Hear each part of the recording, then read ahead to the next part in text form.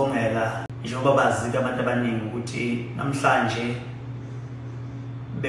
usuku lwesibili lama awards. Ngifike ke futhi ngahlabana nge-award yesibili ye-Best Male Artist African. Ngaphuma phambili.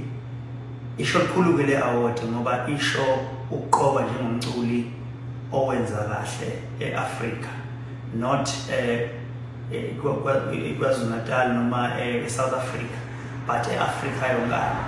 So ke ngiqokiwe ke la ngase ngihlabana khona lapha eAmerica.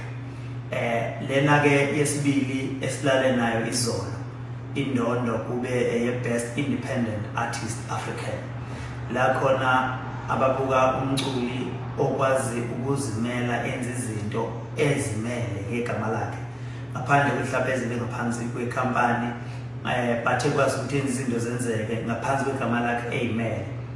Uqoka ke kwami kokusho likhulu kakhulu ngoba kusho ukuthi ipanel le esebenza internationally ekuyiyona yenza ucwaningo nge-research bona onke amazwe ikwazile ukuthi eSouth Africa ifike ibuye nami yabuya nami ngiphila namhlanje ngila e-United States ngihlomule ngeindondo ezo-2 Best Male Artist African and Best Independent Artist African.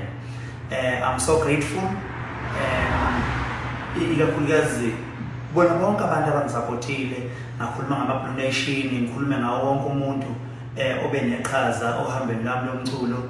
Today is where we are. We are at Los Angeles, United States of America, holding 2 awards. Ngohambo lethu esaliqala 15 years ago.